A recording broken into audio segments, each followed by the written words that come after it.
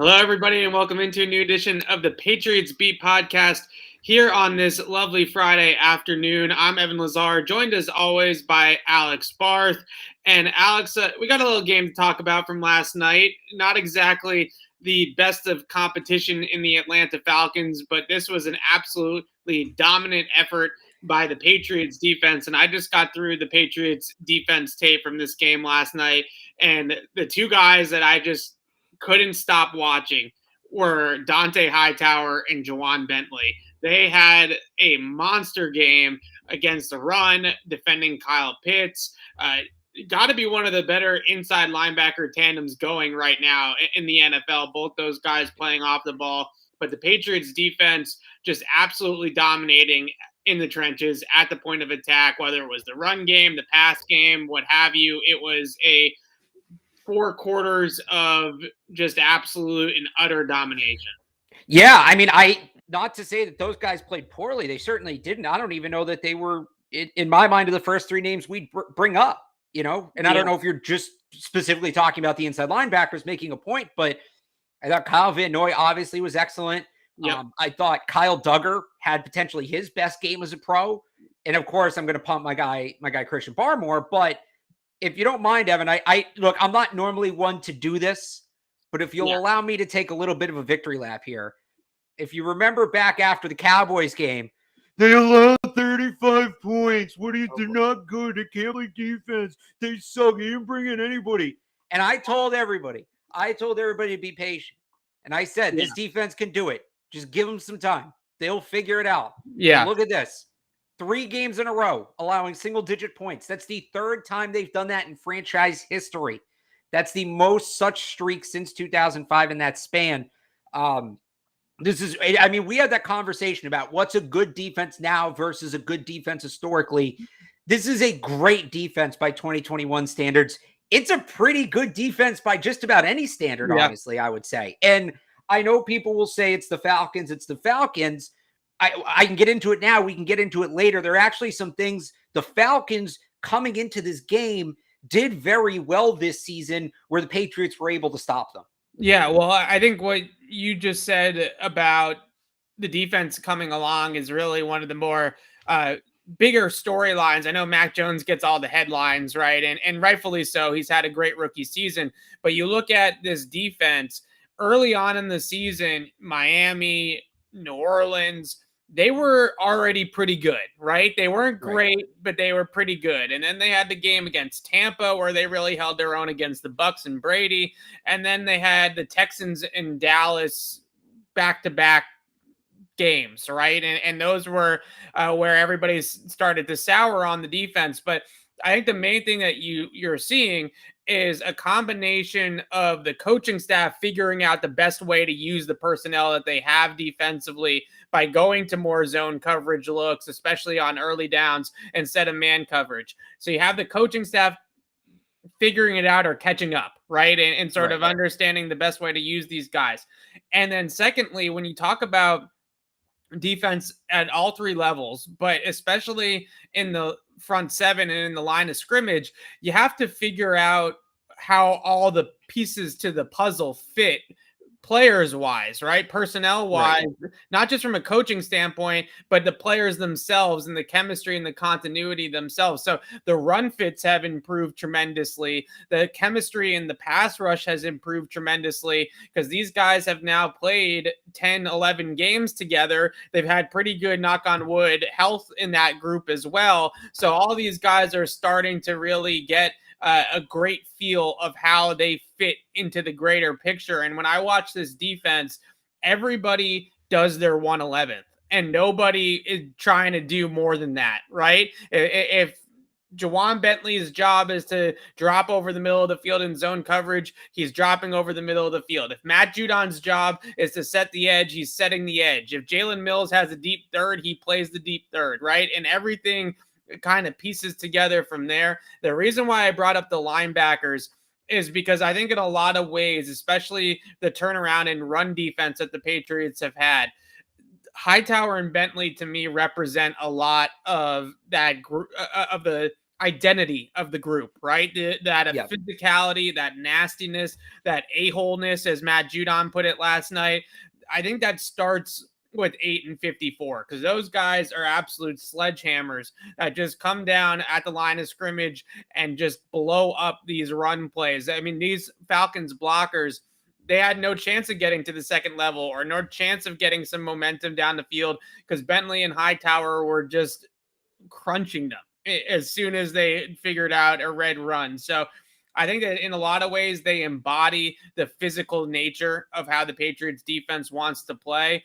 And then you start to put all these pieces together that they had in the offseason come in. Even a guy, you mentioned Van Noy, who had a slow start to the year. Now he's starting to heat up a little bit here. Godshaw had maybe one of his best games of the year last year. So some of these new pieces that are coming in, not everybody can be Matthew Judon and just figure it out instantly and have 10.5 sacks in the first 11 games. Some guys are going to take a little bit longer to develop. And now those guys that took a little bit longer are starting to figure it out as well. Yeah, I mean, that's the perfect way to phrase it. They're all coming together. Everybody's kind of fitting in their roles. They had to figure some things out. And I think situationally, they've been better too. And it ties into all, they figured things out schematically. It helps them situationally. But you look at what they've done on third down the last couple of weeks. You look at what they've done in the red zone in the last couple of weeks. Yeah. I'll give you two numbers from last night on third down. And this is where it's the Falcons. You have to put that aside for a second because Falcons coming into last night, not a bad third down team. They're ranked 14th in the league. They're just under 50%. So not great, but not bad. Really not bad. Top half of the league. They were 2 of 11 on third down last night. They were 0 for their last 7. That 0 for 7 included a 3rd and 5 and 2 3rd and 1s. On third downs, overall last night, on those 11 plays, the Falcons averaged 1.6 yards per play. Yeah. 1.6 yards per play on third down. And then in the red zone, heading into last night, Atlanta was the only team in the league that had come away with points on every red zone trip. They'd been to the red zone 28 times. They had 17 touchdowns, 11 field goals. That's pretty good. I know we don't think a lot of their offense this morning after they just got shut out, but that's pretty impressive. Yeah. 0 for 2 in the red zone last night. 0 for 2. The Patriots defense now is one of only 6 teams in the league allowing a touchdown on less than 50% of their defensive red zone possessions. And 9 times, 9 of the 29 trips against the Patriots into the red zone have resulted in no points. Goose egg. That's tied for the most red zone stops, like outright stops, not even a field goal, the most red zone stops in the league. So one of the biggest issues early in the year, Evan, and it ties into the schematic stuff, but they couldn't get the stops late in the game. The 3rd and 25 against Dallas, some of the red zone issues they were having. Right. They are now thriving in those areas. Again, they are one of, if not the best red zone defense in football right now. And they are one of the best third down defenses in football right now. And they did it last night against a team that is impotent as they looked at times. And this is generally the case. Regardless of the rest of the roster, if you have a veteran quarterback, you're generally pretty good in the red zone, pretty good on third down. And you have a good tight end you can go to. And a good tight end will help too, yeah. Right. And we can get into what they did at Pitts, but the Patriots defense panched the Falcons in those situational settings last night. They did. And the 2 key stops you're talking about there, Kyle Van Noy's third down sack. Again, another great example of team defense. Adrian Phillips reroutes Kyle Pitts. They're trying to run a little spot concept at the sticks for Kyle Pitts. Adrian Phillips jams him up at the line of scrimmage, which gives Van Noy enough time to start to pressure Matt Ryan. Then a great cat and mouse type of game with Van Noy jumping up and then diving in to get the sack. And then you talk about back-to-back 3rd and 1, 4th and 1. Back-to-back stuffs led by Carl Davis and Dante Hightower in the middle of the defense there to get the turnover on downs. Really just what more can you say? I mean, it was a dominant effort. And when you play an opponent that's shorthanded, that's without some of their weapons and an offensive line that's in a rut right now and struggling in Atlanta, you want to shut them out. You can't do any better than shutting them out. Right. And I get we can sit here and talk about level of competition and things like that. But you literally cannot do better than what the Patriots defense did last night. They shut him out and they held him to what? I think it was like 3.5 yards per play or something like that. 3.2 yards per play. 165 total yards. Right. And again, there are 2 trips to the red zone, a third and one, which they stopped with a sack, and then Right. the third one, the fourth and one, and they stopped both of them. Right. Right. So it just, you can't play it any better than the Patriots defense played it. You mentioned him already. I wanted to bring up Kyle Duggar, who I thought probably had his best game as a Patriot. He played really, really well against Baltimore last year. That was kind of his coming out party, was against Lamar Jackson and the Ravens, but he was doing it in a little bit of a different role than what he was playing last night. Last year against the Ravens, a lot of it was about containing Lamar Jackson, right? He was kind of the de facto spy on Lamar Jackson on a lot of those quarterback designed scramble plays and designed runs.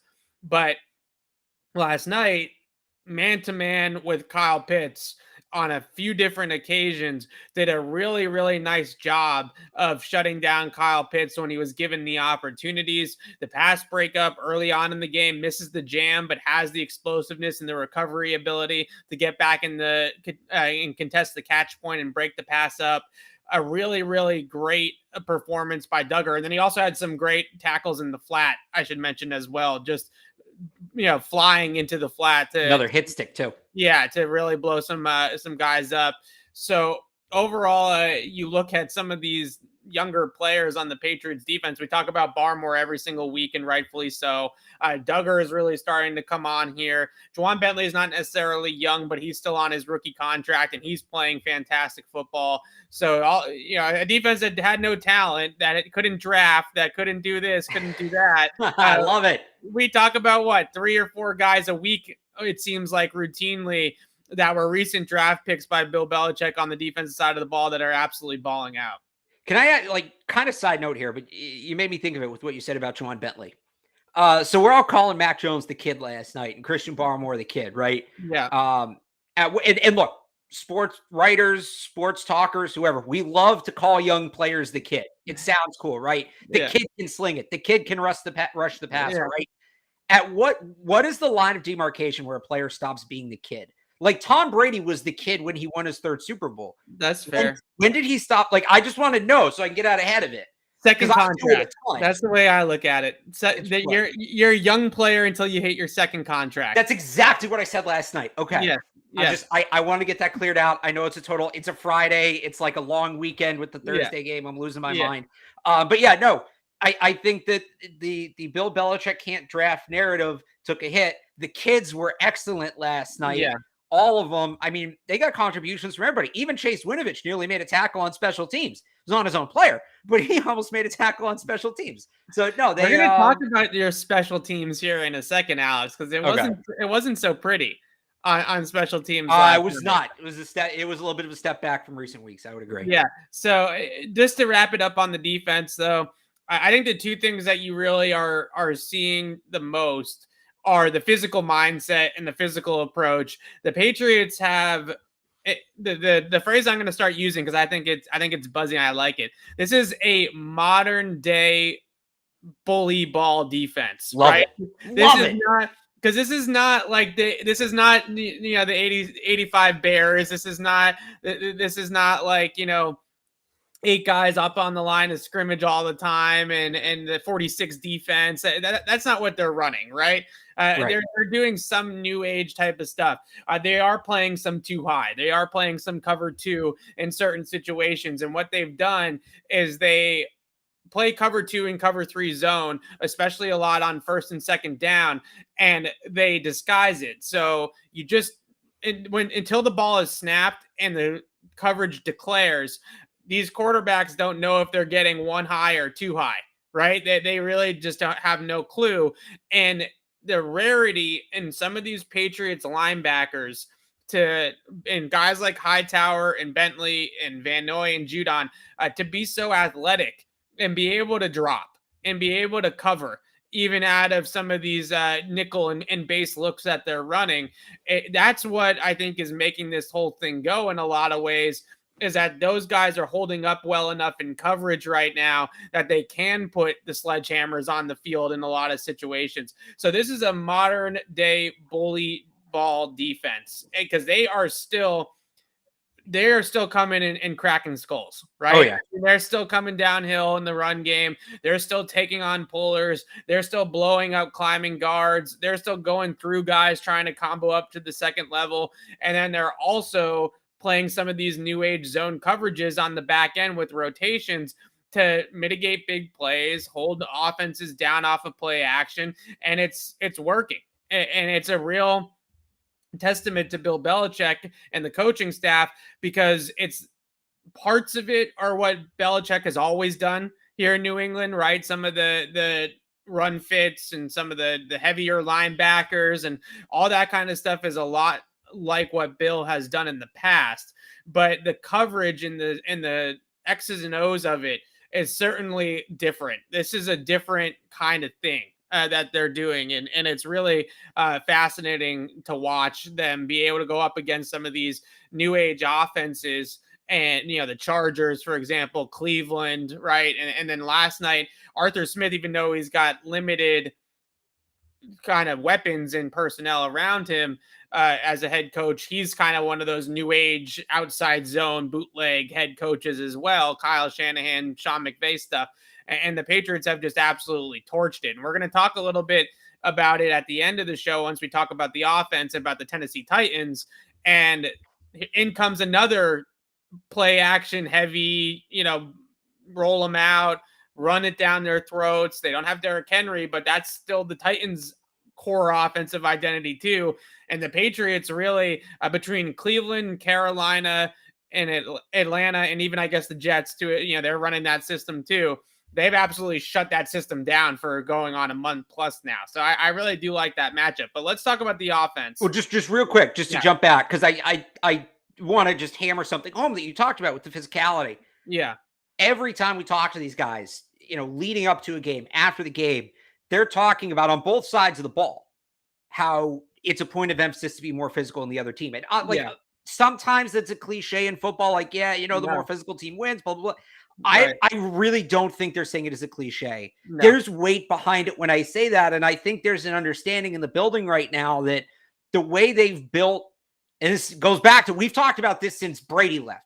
Yeah. That the way they were going to win post Brady, and they have the roster now, the way they've built this offensive line, the way they've built this front seven on defense, they can they can just line up across from their opponent, hat on a hat, and beat the crap out of them. Yeah. Physically. Like they know they have that ability. And I think they've realized that's how they're going to win games this year. That's their best approach, is just beat the crap out of whoever you're lined up against. I love it. It's old school. It's awesome. And you talk about how, that strategy has kind of gone out the window as offenses get lighter and faster, and defenses have matched and the rules have changed. But they've taken that mindset and molded it around the current rules. Yeah. Right? I don't even know if they've molded around the current strategy, because they've played some fast teams and they've still tried to beat them up. I think the main thing that you sort of see them adjusting to the times with, if you will, is how they're defending play action, right? Because everybody in the league wants to create explosive plays off of play action. Even the Patriots. And we know Josh McDaniels loves play action and loves to create explosive chunks off of play action. And their ability now to drop into these zone coverages, and when I watch their second level, whether it's the safeties or the linebackers, their understanding of the route combinations that opponents like to use off of play action is really impressive, because they know, just like the Pats do here, when they run that hard play action, what are they going to do? They're going to try to cross the tight end, over the middle of the field, or they're going to try to threaten the cross and then run a corner or something along those lines. Maybe you'll go up the seam occasionally, but a lot of these boot action type of offenses that we see take over the league don't do a ton of seam stuff. It's mostly the crossing routes, right? The overs, as Belichick talks about. Right. And the Patriots linebackers and safeties, they know 100% where they're going to try to attack the coverage structure from a route concept standpoint. And they're retreating and getting into those passing lanes so quickly because they just know, okay, here comes play action. They're going to try to run Kyle Pitts behind me. I'm going to turn around and find Kyle Pitts, and now I'm going to blow up the play, right? And now there's no place to go with the football. So the way that they've covered play action is really unique and sort of adapting with the times. As much as these linebackers and their front seven is physical and old school in that sense, the way that they're covering play action is very much new school, and that's kind of the great meld of the two kind of styles, and it's really fascinating to me because I personally, and I think that a lot of people probably would agree with this. I did not think that Bentley and Hightower were going to be good enough in coverage to hold up in this kind of defense, right? I really thought teams would spread them out and be able to attack Bentley and Hightower and take advantage of those matchups. And at least for now, to this point, we've seen teams dink and dunk a little bit, right? But the yards after catch aren't really there for the most part. And it's a handful of times a game. So if you get burned up by it 2 or 3 times over the course of an entire game, it's not really that big of a deal, right? I mean, it's really not killing you all that much. So we'll see if they play an offense. Maybe it's Tennessee, maybe it's Buffalo that remains patient enough and will just matriculate it down the field and won't hold the football trying to wait for the longer plays to develop, because that's what's happening as these quarterbacks are holding the ball trying to wait for their routes to get open down the field. And then here comes Barmore and Judon and the pass rush, right? So you can't hold it forever. So eventually some team might dink and dunk and might take what's there and might be conservative and might try to create plays off of yak by attacking those underneath zones. But so far, as of right now, it hasn't worked. But I would say at the same time, too, that's you get into, again, this is one of the best red zone defenses in football. Right. And there's that pressure, too, of, do you want to face that beast? Do you want to get that far down the field? And then you have to face that. Maybe teams feel like they need chunk plays to beat the Patriots. Maybe they feel that way right now, that, hey, it's a risk either way, but this one has a higher reward. So we'll throw the ball down the field. If anything, wouldn't a math heavy team like the Bills lean that way? In that, why would we run the ball down the field? The math tells us to throw. We need the chunk plays. We're going to throw. They'll be wrong. Right. But when the math, like the Titans are different. The Titans are not mathy. That's why they have the best record in the AFC. But wouldn't a team like the Bills kind of force themselves into taking those deep shots? Yeah, I mean, that's what the Bills want to do, right? And I think a lot of the conversation, Josh Allen has adapted a little bit maybe faster in some degrees than Patrick Mahomes. A lot of the issues that the Chiefs have been having this year is that teams are playing too high coverages against them, quarters or cover 2. And Mahomes just wants Tyreek Hill, right? He wants Tyreek Hill over the top, but they're leveraging the routes over the top with the 2 high safeties. And it's really difficult to then hit him over the top. And that's when he gets under pressure and then he starts scrambling around. And that's what teams want him to do. And you look at this Patriots defense, and they just aren't giving up the big plays, and they're not giving up things over their head. And some team is gonna have to try to. Matt Ryan, if he had a line, maybe could have done it a little bit more last night than they did. The Browns did it for one drive in that game on Sunday, but this empty spread or shotgun spread, once the Patriots put nickel or base defense out there on the field, and then you find Hightower, you find Bentley, you find Van Noy, right? And you find those linebackers, that's going to be the chess match that the Patriots are going to have to play once the team is smart enough to start to figure that out. But right now, no one has consistently been able to figure it out. And it's a testament, I would say, to Hightower and Bentley, how well they've covered in the middle of the field, that they haven't been completely exposed, especially in zone coverage. Anything more on the defense? We could probably talk another 20 minutes about this defense. Yeah, I mean, we didn't even talk about, I didn't do my usual, like, at least a minute long drool over Christian Barmore and how good he is. And I'm not saying he's Aaron Donald, but go back and watch Aaron Donald as a rookie, and it might look a little similar to you. Am I wrong? I mean, am I wrong there? No, I mean, look, I don't know. I don't think he's in Donald's stratosphere because nobody is. But I'm not saying Aaron Donald right now. I'm saying go back and watch the player Aaron Donald was as a rookie. Yeah, I think Barmore now. I'd have to go back and really study him as a rookie. Barmore's great. Look, I'm not trying to take anything away from Christian Barmore. I just always am wary of putting anybody in guys like Aaron Donald. Look, I'm on like 3 hours of sleep right now. I'm fine making that. It's so hard we're trying to avoid, and I personally, like, I don't want to put Mac Jones and Tom Brady's names in the same sentence in whatever context. Right. Trying very hard not to do that. So then here comes Christian Barmore and Aaron Donald, like sneaking in the back door for those ones. And then the other player, I think, two other players we should mention, Kyle Van Noy, career game. I think it's really interesting because he's playing differently than he did his first time here. He's not rushing the passer as much. He's being used to set the edge. He's being used in coverage. And he actually looks really comfortable in that role. And Van Noy's been kind of inconsistent, but it really feels like what he's doing now, like he feels like he's in a spot that he's going to succeed. So really encouraging what we've seen from him. And I thought Kyle Duggar, arguably, you talked about him before, I guess, but Duggar arguably had the best game of his career thus far too last night, or one of the best games of his career. Yeah, KVN tweeted. I tried to ask him about it. He didn't take the cheese last night, but he tweeted earlier in the week because Dan Orlovsky gave him a shout out, and he said something along the lines of getting healthier, and getting closer to 100%. And that's been a key to, over the last 2 weeks, he's been one of their best players on defense. 2 sacks last night, the pick 6 obviously late, but the week before that he had a sack and he had 5 stops against the run as well, and he added a couple more stops against the run against the Falcons. So a very impressive 5 days for Kyle Van Noy, put it that way, right? He's really started to come on here a little bit. 26 minutes into the show without mentioning Mac Jones. I think that's some sort of a record. I want to give us a pat on the back. I'm impressed that we were able to make it this far. Oh, I mean, after that game, can I give one more stat for the defense for context? I had one. I gave the third down. I gave the red zone. 13th shutout under Belichick. I might have given this one off the top. I apologize. 3 games in a row now, the Patriots have allowed under double-digit points. Did I do this yet? Again, 3 hours of sleep.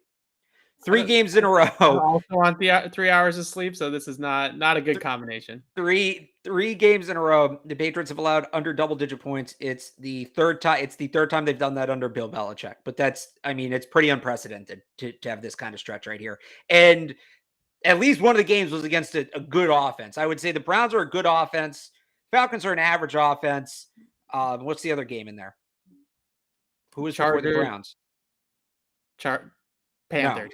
No. Panthers. Okay, Panthers at Sam Darnold. We can throw. We're fine. We're fine. No, because they had McCaffrey, so even that was okay. Anyway, I think I already said that. Whatever. Let's talk about the offense. Okay. Well, really quickly, the last stat to just put a bow on it: the Patriots have not given up a point in 19 straight possessions as a defense because they gave up opening drive touchdown to Cleveland was the last time they gave up a score of any kind, field goal or touchdown. The Patriots defense has outscored the opponent over the last 19 drives as well because they have a pick 6 thrown in there. So this is I don't care who you're playing. This is a dominant stretch that the Patriots defense is on this week. It's been 5 days between games and they've done it both games. So this is impressive. What would that be in time? Like 116 minutes without a point, something like that. And I'm hesitant because I remember in like the boogeyman era, like I used to tweet every Monday, like by quarter, how many points they'd allowed. It was like all zeros. So you got to keep it going. But you're right. This stretch right here defensively, I mean, this, somebody like me who loves old school physical defensive football, like this is what you dream about. This is what you want the team to be. This is a ton of fun right here. Yes, it is. All right, let's talk about Mac Jones. I actually thought, I haven't gone back and watched it yet. I watched the defense first, but thinking about that game now that I've had some time to marinate it with it, because when the game ended, I thought that Mac was meh. Really was kind of a meh game from him, mostly because of what Dean Pease was doing. And I thought on a short week, and Mac kind of alluded to this after the game, he didn't want to make excuses, but he did mention some of the blitzes that the Falcons threw at the Patriots last night were what I would consider the defense's version of a trick play or like a kitchen sink type of game, right? I mean, they're sending the deep safety. Ron Harmon's blitzing up the middle from the deep safety spot, and then they're rotating another guy back there in his place, or they're sending the slot corner late. It just all sorts of crazy 3 or 4 times they were able to get the Patriots 3 sacks on blitzes last night, and it was dead to rights, right? And there was a 4th time where Mac got out of it. He was able to throw to Jacoby Myers on 3rd down, backpedaled, and was able to complete the pass.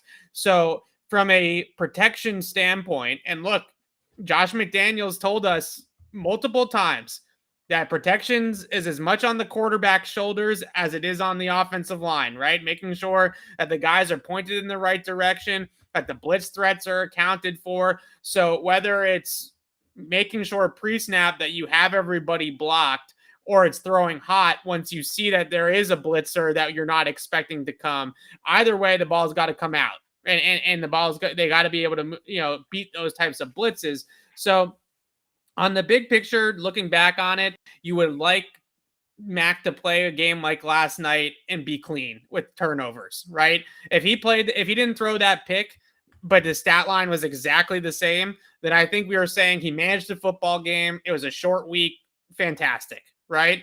He was good, not fantastic because of the interception, but I thought he was a lot better thinking about it and kind of going back through some of the throws than what we initially thought. I mean, he was, I think, 14 of 15 in the first half. He had one incompletion the entire first half. So it's pretty hard to be too critical of Mac Jones, even though it wasn't a wow down the field type of game like it was against Cleveland. Yeah, I mean, he did what he needed to do, right? Yeah. On a short week. Very experienced defensive coach. I think it was going to be ugly. It wasn't pretty at times. I think the big thing looking forward from that game is Patriots offense hadn't seen. And I if other teams are smart, they'll see that on tape and they'll implement it into their defense here moving forward. So with it being the Thursday night game, I think there's a valuable phase here. And remember what Max said last night after the game. What's he going to do with the spare time? He's going to watch tape, hang out with his family, and then watch more tape. Right. Really good opportunity here to self-scout for the Patriots. Really good opportunity to look at some of those blitzes that confused them last night for Mac Jones to look at those, digest those, and figure out what they want to do in the future, how to beat those when they see those blitzes coming. So we talked about it a ton at times this year about learning experiences for Mac Jones, right? Last week, obviously it being a short week is a learning experience, his first time doing that, but I think a really good opportunity, him seeing a lot of things he hadn't seen before, and now a few extra days to digest it and really learn about it and break it down in his mind. I think that's very valuable. So not his best performance, obviously. I don't know that anybody was expecting it to be, but he did enough. They survived, and now you kind of learn from it. Yeah, I agree 100% because I think early on in the season, I actually wrote about how frequently teams were blitzing Mac for the first 3 or 4 weeks of the year. Then he seemed to have a few games in a row where he was good against the blitz, and they kind of figured it out a little bit. Now the blitz comes and creeps back up in this game against Atlanta, and going next week against the Titans with Vrabel, the week after that with Buffalo, who can blitz a little bit. They're not a huge blitz defense with McDermott, but they have it in their bag, right? I mean, it's something that they could throw at you from a game plan standpoint. I wonder if the book returns to, we're just going to fire guys from the second and third level that he's not expecting to come, and let's see how he reacts to it, right? And let's see if they can get it blocked. You wonder if that's going to be the strategy or the book on Mac. And he's certainly going to have to prove against the Titans to start with that that's not a viable strategy against him, right? You know, that he has the answers and he has that ability. Because it's one thing that I think that stands out about him every single week is that when he's protected, he can be lethal, right? If he's clean in the pocket, he can really carve you up. But when they start getting free runners, like any quarterback, the blitzers and stuff like that have affected him a little bit. So that is where I was going to go with it too. It feels like you just can't let that become a stable strategy week to week for some of these smarter defensive coaches that the Patriots are going to go up against in the next month, that everybody is just throwing the blitz book at them, right? And that's just the way that we're going to attack the Patriots offense. I also was expecting a tiny bit more out of the running game, but it felt like they weren't able to string drives together consistently enough and convert on third down consistently enough to be able to run the football, right? And I think that maybe that was more to it than the lack of effectiveness, because they averaged Ramondre Stevenson and Damian Harris averaged 5 yards a carry. So if they were able to keep running the football, then I think they would have really gotten them going on the ground. But the fact that they split carries essentially right down the middle between Harris and Stevenson, I thought was also pretty interesting. Yeah, but I mean, I think that's the way to go. Yeah. When you can wear a defense down by keeping both those guys fresh. I think you also had, and Damian Harris talked about this after the game, that having not played, even though, he hadn't played and maybe was a little rusty, he was fresh. Whereas Stevenson had 20 something touches against the Browns just 5 days ago. So, Yeah. or 4 days ago, whatever it is. So, I mean, I think that strategy made sense. They just, whether it was the running game or the passing game, you mentioned not being able to string drives together. I think the penalties kind of came back and bit them a little bit. They had some big ones. They only got called for 5. I thought it was more than that. Just yeah, it felt bigger. But well, I think a lot of them picked up. A lot of them wiped out big plays, right? Yeah. You take a 17-yard reverse off the board from N'Keal Harry, for example. That's a big play that gets called back. Ramondre's ridiculous Barry Sanders-esque run gets called back for that hold on David Andrews. Those types of plays are explosive plays that get taken off the board because of penalties, and that does hurt you a lot. Yeah, and it's Bill said after the game, he said a couple times. Yeah. He referenced, leaving opportunities on the table with negative plays, which usually means or penalties are included in that. So, you'd like seeing a little bit more from the running game just because of the opponent. Although, total rushing yards, the Falcons are bottom 10 in the league. Rushing yards against, they're actually 11th. Yeah. So we might have underestimated the run defense a little bit. I kind of thought that maybe going into the game, but they'll need more from that running game. The good news is, that was down south. It was indoors. When they come back up here, when they're in Buffalo or whatever, and it's cold, that's just going to help them run better. So, yeah, you look at the average starting field position, a stat that the Patriots have really dominated as a team all year long. Every drive besides that final kneel down drive with the Adrian Phillips interception started in Patriot territory. So they had to drive the field the entire game pretty much. And I thought that was a big factor as well, because we've talked about the landmine offense and all that in the past, right? When you're an offense that isn't going to hit 165-yard play to get you in the end zone or get you down into the red area, and you do have to string together 10 yards here, 15 yards there, so on and so forth, those drives that are longer become a little bit more difficult. So I think that you look at some of the things that the offense did well, they still moved the ball, 5.2 yards per play. They went into the red zone, 3 times. So just got to clean up some things in the red zone, clean up some things in blitz pickup. And I think that they'll be okay offensively. Were you surprised that I wasn't surprised. I shouldn't say that, but how do you feel about them keeping the same offensive line? Because in such a short week, you're not going to completely reinvent the wheel. Maybe after the bye week, they could find a way to get Mike Onwenu back in the starting lineup. Or right now, it made no sense. They didn't even have a padded practice with a different 5-man combination this past week. But were you surprised, or are you surprised that Onwenu, I think he played 6 snaps in this game. He's not even playing. It's not even like they're trying to find 6 O-line combinations or something like that to get him out there 15, 20 times a game. He's barely playing. Yeah, like you said, with a short week, you're not going to change up your offensive line that much. Right. And I thought, especially after the group played so well last week against Cleveland, they're good against Falcons. They weren't great. It's just tough because it does feel like in some ways this current 5, even without Michael Onwenu, might be their best 5 without playing somebody wildly out of position. But you got Trent Brown on the 1-year deal and Isaiah Wynn on his 5th-year option. Ted Karras is up at the end of the year too. So yeah, Michael Onwenu is a part of the future. They basically have 6 starting caliber linemen. Yeah. And we knew that this was going to be a thing at the beginning of the year when David Andrews came back and they'd already signed Ted Karras to replace him. And then he comes back, right? So it looked like Karras was going to be the odd man out. It ends up being Onwenu, and that's kind of surprising based on how Onwenu played last year, but that's football. That's what happens. Ted Karras got his chance. He got in the lineup. He's playing really, really, really well.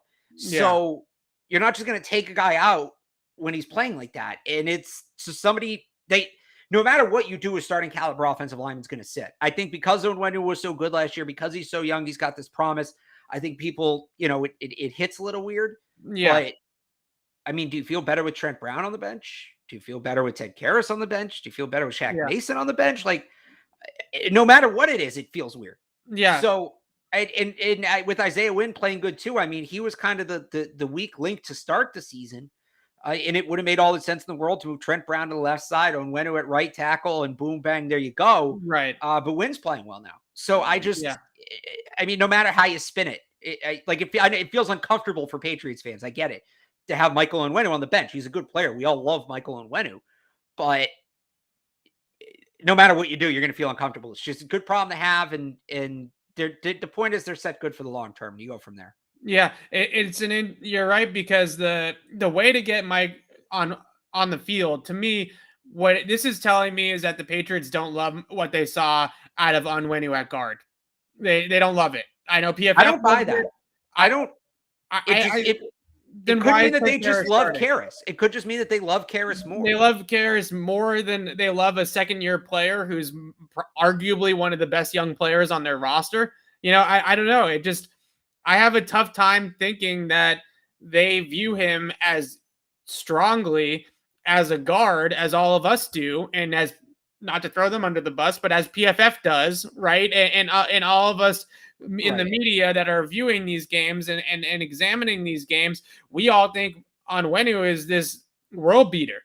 But the Patriots, if they truly felt that Onwenu was that good as we think he is, as good as PFF thinks he is, where he's maybe not a tier 1 guard in the NFL, because I don't think he's on Zach Martin, Quentin Nelson territory yet, right? I mean, he's not there, but maybe he's a tier 2 guard in the NFL, or a tier 3 guard. If he's really that good, then there's no excuse whatsoever to have him on the bench, right? And I'm a huge Ted Karras guy. You know, I love Ted, but he is a good, respectable, solid starter. He's not a potential Pro Bowl, All-Pro type starter like all of us think Mike Onwenu is, you know? So I think that that's really what we've learned, is maybe the Patriots think, after all, Mike Onwenu might be better at tackle, right? They might think that he's a better right tackle.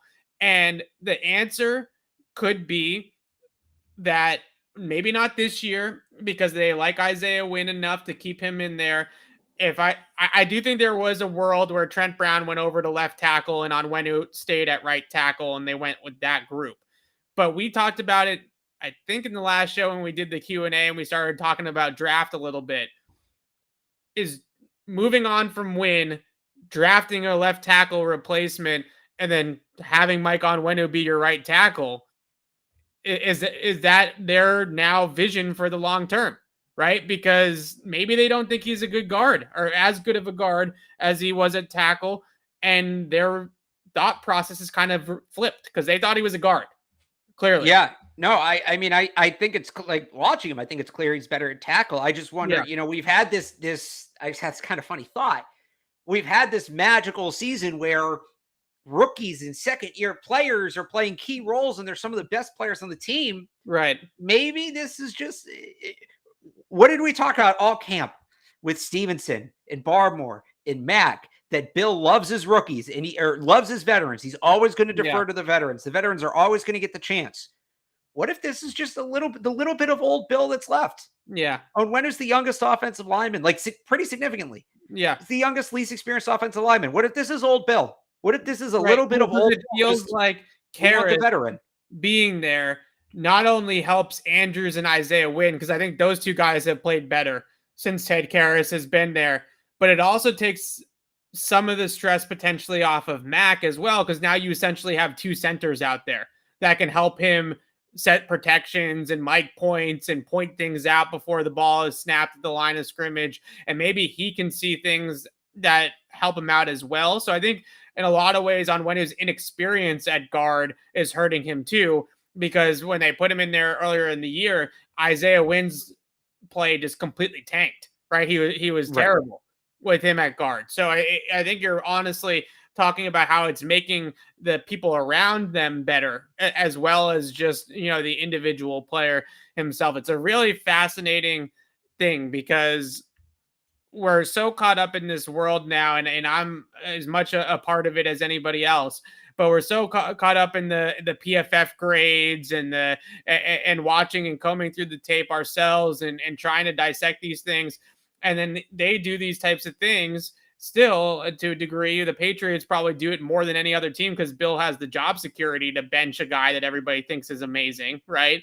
Right. And, it's interesting to try to pick it apart and figure out what exactly is going on. I also just really quickly, I want to talk about the Titans, but in the chat, apparently we are now Mac Jones haters today. We're doing this again? We flipped the switch. If anybody's listened to the show for the first 10 weeks of the season and training camp, then you got the wrong show. If you think that this is the Mac Jones hater club here. All right. Pointing out that they didn't have as dominant of a game against Cleveland and maybe had a few concerns in blitz pickup is not exactly ragging on the kid. All right. Let's relax.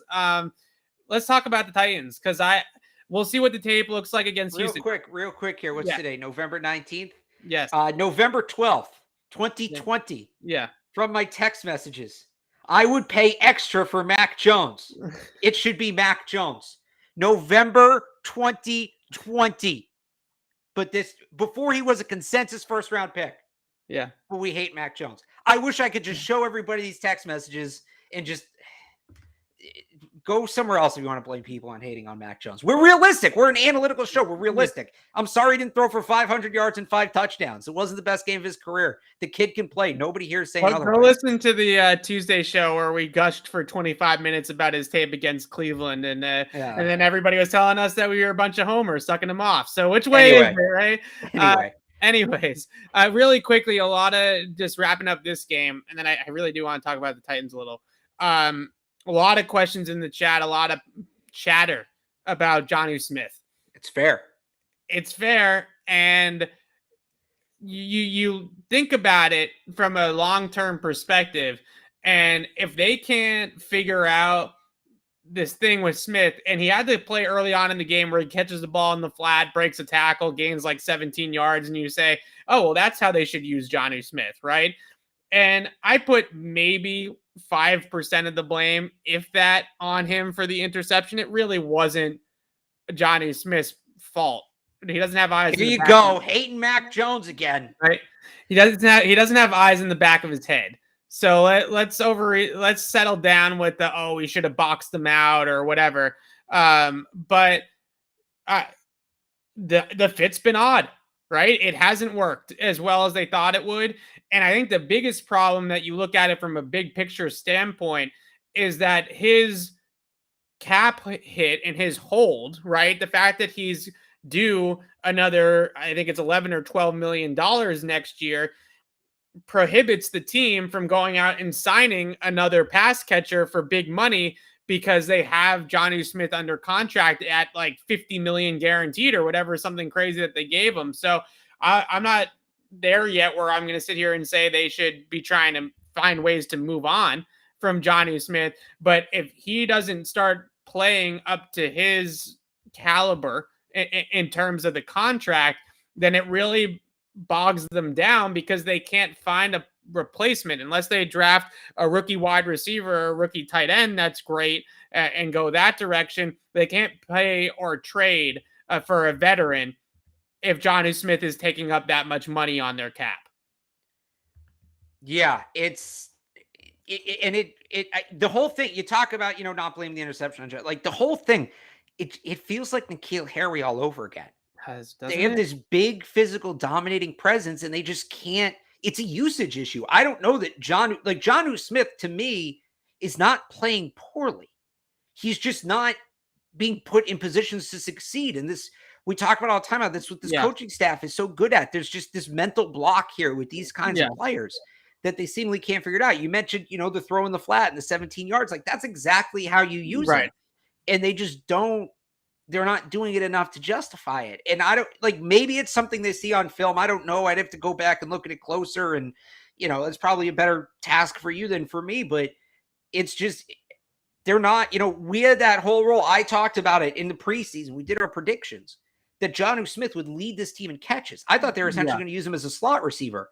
And that it hasn't been the case. It hasn't been the case. I don't really know what they're using him as. Yeah, no, that's a really good point, that it does feel like another big athlete that you ask him to run a route and get open at the top and make a move and have it all go smoothly.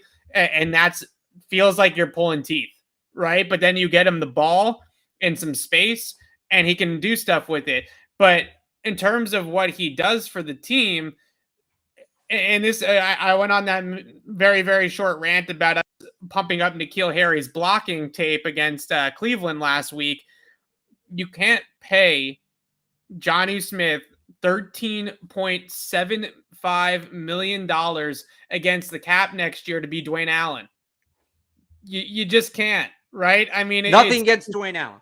Nothing. Dwayne Allen was fine because Dwayne Allen was making a salary that made sense for a number 2 tight end. You know what I mean? But this is a number 1 top of the market type of deal for Jonnu Smith. And just because he might have some good blocks there, or just because he might create some mismatches in terms of personnel, it doesn't matter if he's not producing. So I don't know. I have a tough time with Jonnu Smith because I agree with you. It does feel very N'Keal Harry-like, where they just kind of don't know how to get the most out of him in the passing game. And you saw that first half against the Jets, and you said, that's how you use him, right? They threw a screen. They threw a pass to him out of the backfield. He was in a kind of like as a fullback, and then he releases up the field off of play action. And you threw the route in the flat early on against Atlanta. And you see all these types of things come out, and you say, oh, these are good ways to use him, but it's just not consistent enough for him to produce at a high level on flares into the flat, right? And a screen pass once a game. It's just not going to get the stats that they needed to get. So it is a concern, not necessarily because I'm jumping off the bridge that they didn't hit on Jonnu Smith or Jonnu Smith has struggled, but more so because of the money that he's due next year and the year after that. Right. In terms of the contract and those that cap hold being what it is. Can I ask you, well, we're on tight ends. Can I ask you a question? Because I'm curious how you saw this. The lone incompletion for Mac in the first half, right? To Hunter Henry, where he cuts that route off short. Yeah. The goal, or no, he ran to the corner and Mac threw it to the near pylon, right? Or did I get that? No, other way around. Yeah. So Henry cut it off and Mac threw to the back pylon, right? Yeah. Like I thought, like Henry cut that. That's right, that Henry cut that off. Mac misread that, right? Or did Henry misread it? I'm just curious what you thought. I have to see what exactly the coverage was. Because they had the safety over the top. Right. So I don't know if it was too high, then most likely the call is to run the corner, right? The hole in cover 2 is between the low hanging cornerback and the deep safety, right? You have that corner hole. So if it was too high or some sort of 2-man type of coverage, then I would say that Mac made the right read. If it was 3, then cutting it off underneath the defense is probably the right move. So I'd have to go back and watch it, but that is sort of the decision there, right? If it's too high, it should have been probably broken off on the corner. If it was 1 high or cover 3, then going underneath the deep third is the right move there for the receiver. But it was nobody there. I haven't heard a consensus yet. I was just curious if you'd seen it. Like it's ultimately inconsequential, but I had, I'm just curious. No, yeah. Either way, it was covered. It's a good point, Chad. Either way, it was covered pretty well. But... Yeah. Between that and everybody posting clips of N'Keal Harry open on the interception, my brain is about to explode. Please, it's just please stop with this nonsense. Oh, dude, there's no Twitter. There's no Twitter like screen grab interception Twitter. It's the best. It's peak football Twitter. And I've been a member of that. I have been guilty of that. Yeah, I have as well. And look, they tried to flood the deep third of the zone. If Mac had held the ball a little bit longer and gone through the progression, then he probably could have baited Terrell into jumping Jonnu and throwing the deep ball to N'Keal. But Terrell was only out of the deep third because he was already jumping the route, right? He was, if he had stayed home, he wouldn't been open. Terrell decided to leave the zone to jump the route and intercept the pass. So right. What did you think of Terrell? I'm just kind of curious because he was. I didn't think Bill thought that highly of him because He gave that 6-minute answer on Pitts. Right. And then I asked him the next question about Terrell, and he gave me a form answer about all their defensive backs. Obviously, Terrell's been really good this year. He hadn't allowed more than 30 yards in a game in coverage. He didn't even have an interception, which says a lot because teams clearly just aren't targeting him. Did you think he was the real deal? Like because you had the bird's eye view. Did you think he was the real deal? He looked pretty good. I mean, look, that interception is very JC Jackson like, right? Very ball hockey, very instinctive, because he recognized that Mac was staring down the left side to come back right. That's what Mac was trying to do. So Mac moves the post safety out of the middle of the field, and when he sees the post safety shading over to the right side of the defense or the left side of the offense, he's thinking, I got it, right? I got what I want. So he's coming back to the right side and kind of looking it up the seam to Jonnu Smith, and Terrell knew that Mac was probably going to do something like that. I think that is also one of those things where, and now I'm really everybody's going to think I'm hating on Mac. Mac likes the seams, right? Those are the pass. I think in a lot of ways that Mac would rather throw the seam than the double move on the outside to N'Keal Harry, and who can blame him, right? To a degree. So I think Terrell knew that Mac was going to try to work it up the seam on that concept. I think that he knew that Mac was staring left to throw right, and he jumped it. It was a really instinctive, intuitive type of play. Reminded me a ton of like JC Jackson in his younger years, or someone like that, Xavier Howard when he was younger, that were true ball hawks that truly understood, could kind of jump inside the quarterback's mind, right? And know exactly where the quarterback was going to go with the football. I want to talk about the Titans, wrap it up here on Tennessee. And I went and I actually watched their offense against New Orleans on Wednesday. I had some time to get ahead on it, and I have to own wear this, Alex, and say that you were right, because it's not the same without Derrick Henry. It's not. Yeah. Right. It just, they didn't run the ball as effectively. Now they were down some guys on the offensive line. Taylor Lewan did not play in that game, and their left tackle got absolutely whooped by Marcus Davenport and Cam Jordan. So to a degree that, maybe the line being healthy would make things different. But a lot of that game against New Orleans ended up being on Ryan Tannehill's lap. And just like with Baker Mayfield, I like the Patriots' chances, right? If the Patriots don't get run on by Tennessee, and I don't think this defensive front, the way that they're fitting the run right now, and the fact that the Titans don't have Derrick Henry, I don't think they're going to get run on by the Titans. I really don't. I don't think they have the personnel that they used to have to run the football down in New England's throats. It's going to become a Tannehill game. And just like it was a Baker game, I like the Patriots' chances in that. The only thing I'm worried about is I think Tennessee's defense can do more than Cleveland's defense did, right? Fair. They got their own Christian Barmore and Jarrell Casey. I just, you go back to the divisional. It's definitely going to be a lower scoring game. The Patriots aren't going to hang 45. I go back to the wild card game in 19, and the Titans had such a good game plan. They had such a good game plan. They knew what they were doing. And, was that Vrabel knowing Belichick? Was that Vrabel knowing Brady? I guess we'll kind of find out, because Vrabel doesn't know Mac Jones like he knows Brady, obviously. But Mike Vrabel's a really good coach. That defense can I don't know that Max faced pressure up the middle. He's faced some great pass rushers, Myles Garrett, Bosa, etc. Right? Yeah. Brian Burns, if he's done crying, but he hasn't faced pressure up the middle like the Titans can generate. Look at what they did to the Rams. I mean, look at what they did to Matthew Stafford. So I'm not saying the Patriots are going to lose the game or anything. I'm just saying that I think what Mike Vrabel can do and some of the unique things that defense can do, it's going to be new. It's going to be new, kind of like it was this week where we talked about Dean Pease was going to throw a lot at Mac that Mac hadn't seen. I think Vrabel's going to be able to do a lot of the same things, but I like the players he has at his disposal to deploy those tactics in the front seven. I mentioned Casey, right? Jarrell Casey is the defensive tackler. I don't know why I'm blank. Yeah. I mentioned Jarrell Casey. Howard Landry's a really good edge rusher. Like, I don't think the Falcons have those kinds of players in their front seven. At least not, that ability to get after the pass. So it's going to be a tough one. It's going to be a tough one. I think a lot's on Bill, and this is going to be a big Bill game. This is going to be a big Bill game, not just the game plan coming in, but what kind of adjustments does he make once he sees Mike Vrabel's best punch. So I'm really looking forward to it. It's going to be a chess match. It's going to be a slugfest. It's going to be low scoring. But I'm not, I know it's Tannehill, and I'm not going to fault anybody for picking against Ryan Tannehill. It's normally good strategy, especially when he doesn't have Derrick Henry or Julio Jones. And as Jim Murray said on the postgame show last night on 98.5 The Sports Hub, the way things are going for the Patriots right now, watch, A.J. Brown's going to get hurt this week against Houston. But it's a tough game. It's a really tough matchup. Don't think twice about it. Tough matchup.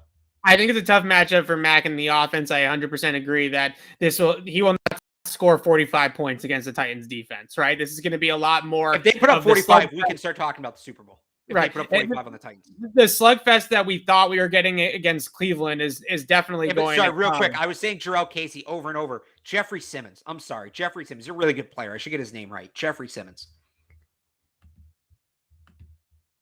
You're muted. All right. I'll just keep saying Jeffrey Simmons because I screwed up on Jarrell Casey, who I don't think might not even be in the league anymore. But I just, Matt Evan, you still can't hear you. Mac with that pressure up the middle, it just worries me a little bit in that game. Can you get we're like literally at the end of the show, Evan. You just need to close it. Come on.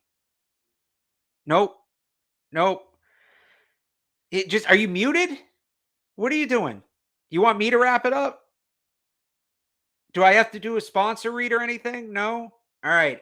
So we'll talk more about the Titans. So I'm going to decide to schedule the show for the next week since Evan can't talk. Let's see if we'll preview the Titans on Tuesday. That way we all get to just enjoy our Thanksgiving on Thursday. So we have this extra day built in with the Thursday game this week. We will, we'll look more ahead of the Titans on Tuesday, look more at this matchup, see what happens with them against Houston. And then, fun couple of weeks here. And they got the Bills, they got the Colts, they got the Bills again. This is the season here. This is the difference between a road game as a 10-point underdog and potentially fighting for the division, or these next 4 games. Titans, Bills, Colts, Bills. So let's all have some fun with that. And hopefully we can hear Evan on Tuesday. We'll talk to you later.